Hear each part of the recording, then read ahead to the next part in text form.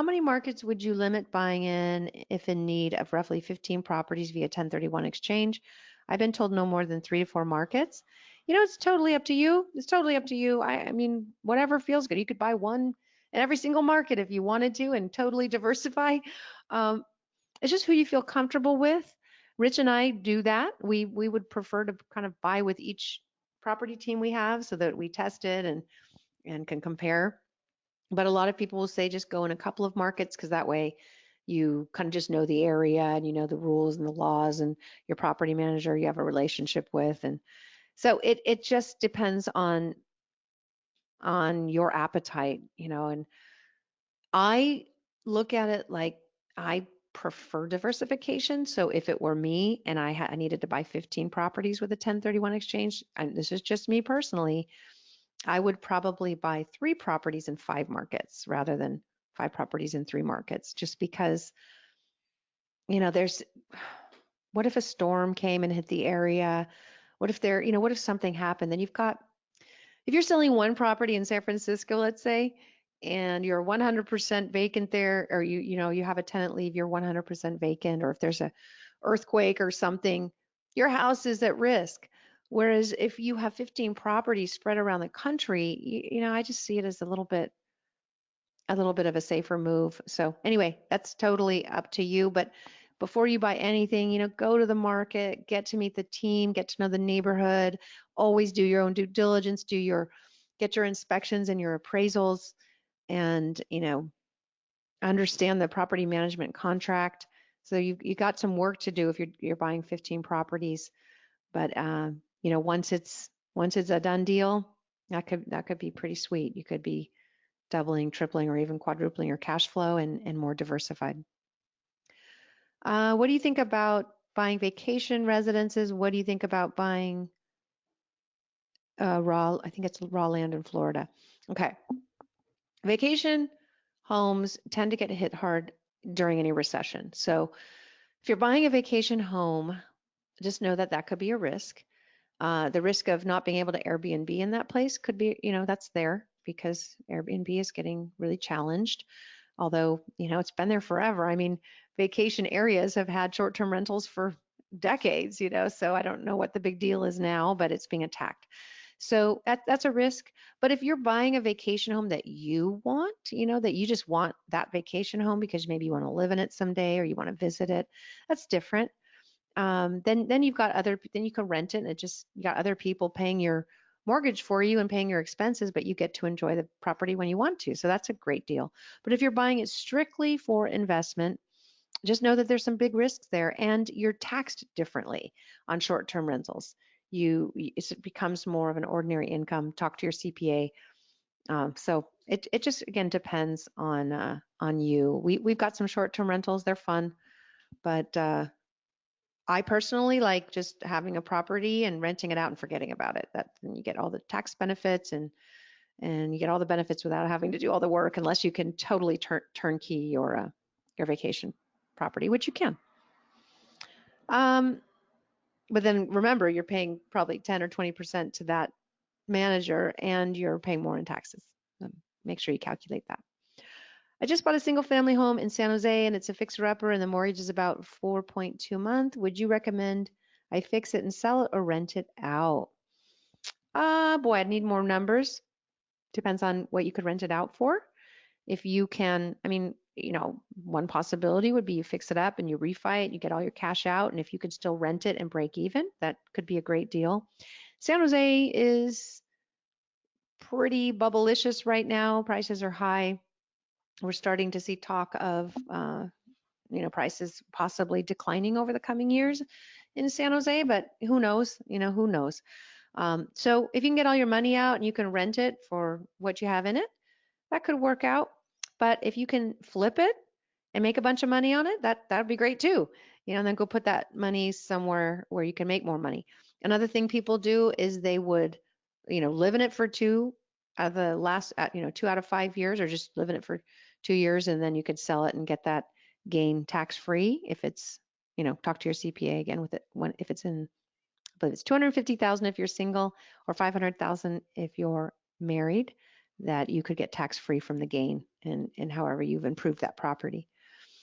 Or, if you hold it for a year, then it's treated as capital gain instead of ordinary income. So that could be good too. So there's a lot of factors, but talk to your CPA, see what the profits are, make sure it cash flows, and don't buy it for appreciation. Because San Jose is probably not going to appreciate a lot more. At least that's what I'm hearing. How do you feel about San Francisco rental market how do you feel about the single family rental market in Atlanta? We like Atlanta a lot. It has gone up in price. It's harder to get cash flow. We were bringing investors there back in 2005. That was a good time. And then in 2009 was even a better time.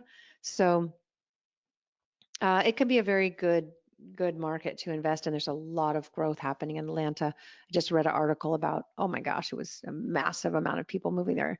I don't remember exactly the number, but it was big, like 20 million people over the next, 10 years. I'm totally making that up. I don't know if that's real, but it was a lot of people. So we like Atlanta.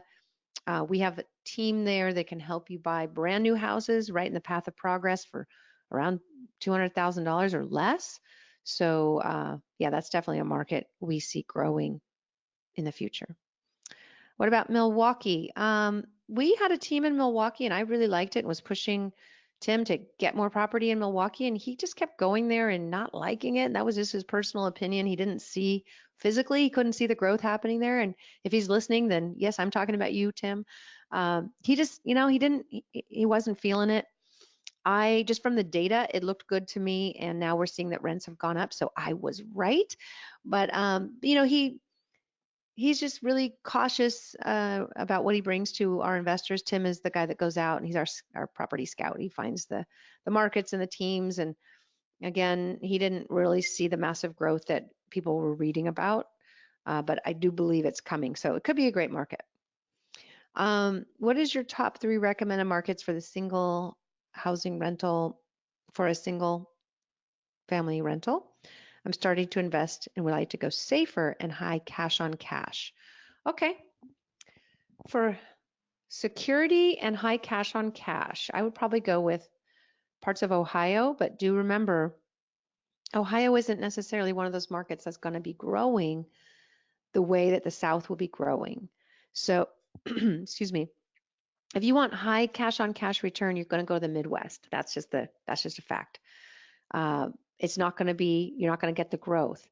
So if you want safe and maybe not such high cash on cash, then I would go to Dallas or Houston or Atlanta or Orlando or Jacksonville. Those are really strong areas, but not the highest cash flow. They're going to be where the jobs go and the population goes, and there could be more equity growth over the future with good cash flow, but the best cash flow is going to be in the Midwest, but then you're giving up some of the growth and appreciation that could come. So I hope that answers your question. What a lot of people do is they just buy both. So they'll go to the cash flow markets like Ohio and Kansas and or Missouri and Indianapolis. They'll go to those, or Cleveland, get some good cash flow, but then they will also buy in the growth markets down in the South, the Southeast, and kind of less cash flow there, but more equity growth. So they get a little bit of both. Vacant land in Florida. Vacant land is tricky. So before you ever buy vacant land, make sure you truly understand what you're getting yourself into. Some areas are a little more forgiving than others. Boy, here in Malibu, I'm looking right out my window at a couple of lots that my friend owns, and he's owned it for 10 years and can't get it built. That's just coastal commission stuff. It's really tough to do here. If you are in another area in Florida where it's pro-growth, then great, but make sure you understand the rules before you buy vacant land and what it takes to entitle it and get the permits to build. Would you buy vacant residential land in Florida? Yes. Again, work with a builder, work with somebody who understands how to get that done before you buy. What states, and by the way, we bought 4,200 lots in Florida before we knew what we could do with it. But it was 10 cents on the dollar. We got such a good deal. It was like, no matter what happens, we're probably going to be okay here. Now the lots, if we just resold it, we'd make a ton of money, but we're building the Mirada. You should check that out. Mirada, Mirada. It's a Crystal Lagoon community. We took the golf course and turned it into a beautiful water feature, and that should, I think they're breaking ground on that water feature in January, and already just we've sold a lot of the lots to builders. It's going to be beautiful. All right. What states are likely to adopt rent control? It's always the states where rents go up. That's the bottom line. Even if it's a conservative place where they've never considered rent control, believe me, once rents go up and they get out of control, you will see them try to get controlled. That's the bottom line. Rent control means control the rent, and if it's going up too fast, too high, too fast, you're going to see rent control. You're going to see the public change very quickly on their opinion about how things work. So just pay attention. Any areas where rents have been going up consistently, you might be faced with rent control. Just like, gosh, Washington and Oregon would never have considered it until rents got so out of control and so expensive and unaffordable, and people got moved out and they don't know where to go. I mean, that's when they get angry and they start making new rules. What do you think about Toledo? I don't know enough about it. I know a team there who's great. It's kind of, I don't know that it's a high growth place, but it's certainly linear. I can't say anything's safe. Nothing is safe. Every investment has risk. But if you want sort of a boring market, so to speak, where nothing exciting and nothing too exciting and nothing too negative really happens, I mean, that would probably be Toledo. It's just probably going to keep doing the same thing it always does. I could be wrong. There might be growth there I don't know about, but it would be a steady market. I prefer cash flow in areas where there's also going to be some growth, just personally. Any thoughts on Detroit for single family rentals? We love Detroit. We got into Detroit before most people thought it was a safe thing to do. But right after the bankruptcy, a couple billionaires came in and totally revitalized the downtown. It is adorable. It's really cool and hip. It's just a step behind Cleveland. Cleveland did the same thing. So when we started promoting Detroit is a great place to invest several years ago, prices were super cheap. They've gone up steadily. It's been one of the fastest appreciating markets, not because necessarily growth, but because it got hit so hard that prices were so cheap that they're just kind of coming back up to normal. So you still have properties you can buy well below the cost to build, well below what they used to be in growing areas. And so, yeah, I like Detroit. People are getting great cash flow there. We have a great team there that we recommend. Any new private lending opportunities in 2020? We do. We got a couple of really exciting things coming in 2020. I can't talk to you about them because I have to make sure that we have a pre-existing relationship with you. That's an SEC rule.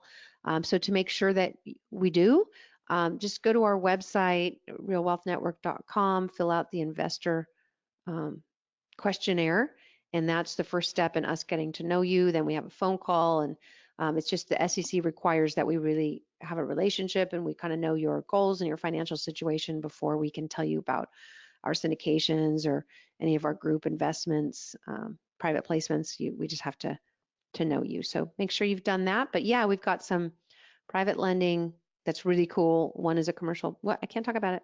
All right, sorry. I can't break rules here.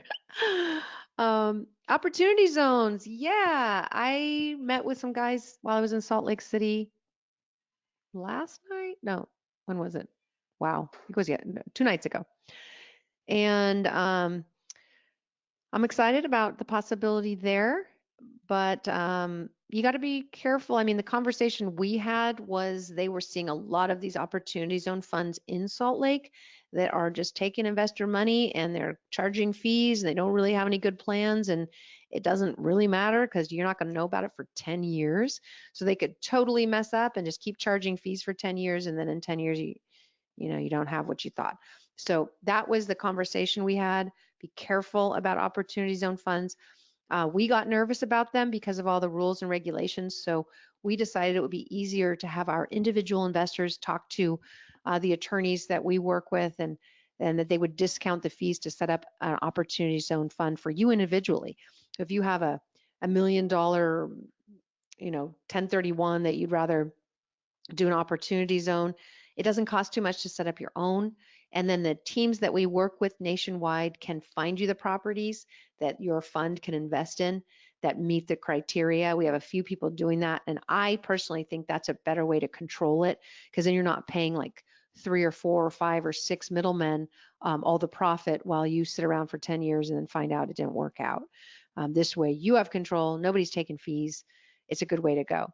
Now, with that said, not everybody wants to do that, so I am still looking at it, but we just decided not to do it because it's just been as clear as mud, really. So it's getting more clear, and we may move forward with it. But in the meantime, I really think doing your own is a great way to go. And if you want to find out more about that, you could just follow up with an investment counselor at Real Wealth Network, and they can refer you to the attorneys that we use that can set that up for you. And then our teams will refer you to the property teams who can get the properties for you that fit the opportunity zone. There's some really good ones in the Tampa area, in Chicago. A lot of our teams have those. So I think Ohio, yeah. What's the latest update on your women's mentorship program? Thanks for asking. Oh my gosh.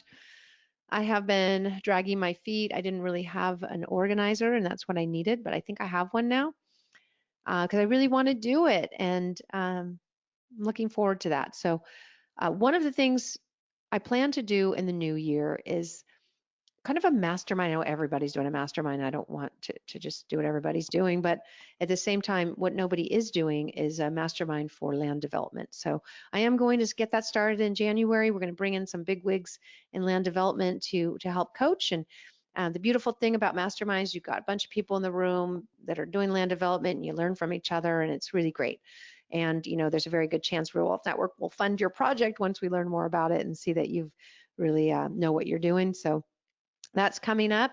Really look forward to that. We'll probably be doing it in Malibu, which is a fun place to do a mastermind, because we'll also do hikes and go to the beach and stuff like that. So stay tuned. But for the women's one, I haven't announced it yet, but Rich and I are doing a retreat in Costa Rica. Some of you may not know that we have a retreat center there. Right now it's glamping, which means like really fancy tents with great food and really fancy bathrooms and stuff. But that we finally picked the date, and that will be January 24th through the 27th in Costa Rica. And for those who can stay longer, we've got all sorts of fun stuff planned for the whole week. So the 24th through the 31st, for those who can stay, it's going to be a total get fit, clean out, purify your body, mind, and soul. We're going to take people through the process that Rich and I do every year with our family and with our company and with Real Wealth Network, which is the really looking at the past year and learning the lessons from it, what the theme was, how you grew, what you would and wouldn't do again, because it's important to learn from the past and then take those lessons and, really get a clear vision for not only 2020, but for the coming decade. I mean, this is going to be a decade like none other. It's going to be transformational. Oh my goodness. Just think about 10 years ago, we didn't even have Uber or Lyft or so many. I mean, in 10 years we're going to be flying our cars, and drones are going to be developing our packages. It's going to be a different world. You're going to have a little watch or like something that tells you if you got a clogged artery. I mean, it's just technology is going to be incredible. We're going to have a lot of robots. That whole problem with too many jobs and not enough workers is going to be solved with robots. So don't worry too much about it. But yes, if you want to join us in Costa Rica, there's only 30 tents, but we can also, probably find a hotel nearby if there's overflow. That's going to be great. We'll be doing another one. Lots of really exciting things coming. But as far as the women's retreat, I am excited about it. I just needed my assistant to help me with it, and we've got that now. All right. Do you think Kansas City is a cash flow and appreciation area? Also, your thoughts on the Space Coast in Florida. My thoughts are that it's not even my thoughts. I'm going to bring up the slide so you can see it's more than my thoughts. It's just reality. Where is that slide? There. So the Southeast, most of the growth going to the South. This is where you're going to see growth, probably appreciation. This is where the jobs are going. Southeast, Texas, Florida. That's all in here. There's still going to be growth in, in other areas, just not nearly as strong. So is Kansas City? It's going to be slow growth. You're never going to see probably massive recessions. You're probably never really going to see massive growth in Kansas, but you're going to see some stability, most likely, at least according to history. There has been job growth, there has been some population growth, but it's not going to be anything like the Southeast. But still a great place to invest. We like Kansas City. Yeah, we don't have a team there right now that we had one, but they just couldn't kind of keep up with demand. So they're not on the list anymore. But if you know of a good team there, we would love to hear about it. Thank you, and you're welcome.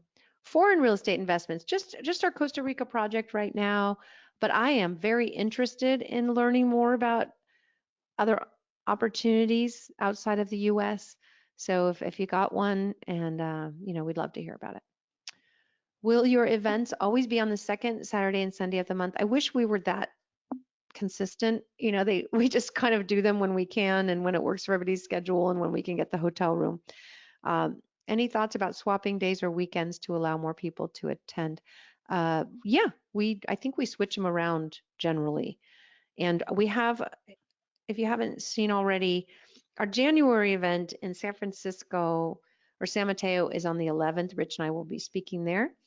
And then on the 12th in LA, I'll be giving my 2020 predictions, and he'll be doing his focused investor, which is great. You don't want to miss that. But then we're also going to be doing that in Tampa on February 8th.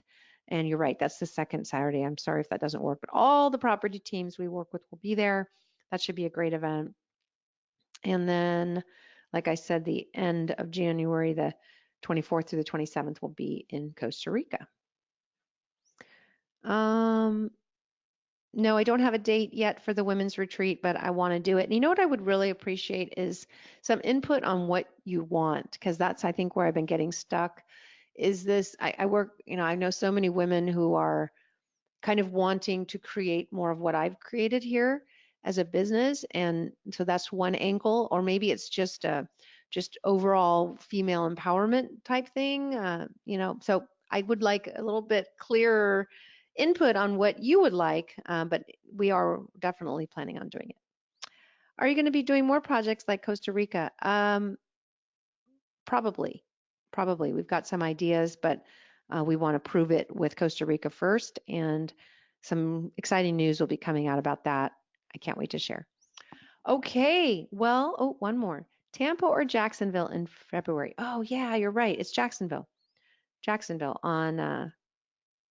On February 8th. Yep, I put it in my calendar wrong. It's Jacksonville on February 8th. Thank you for correcting me there. Okay, well, have a wonderful rest of your day. Have a very, very Merry Christmas. Happy Hanukkah. Enjoy your family. Take some time off. I'm trying to tell myself that. I've got the cutest grandbaby in the world. I'm going to go see him right now. So cute. So enjoy your family, and look forward to seeing you soon. All right, take care. Bye-bye.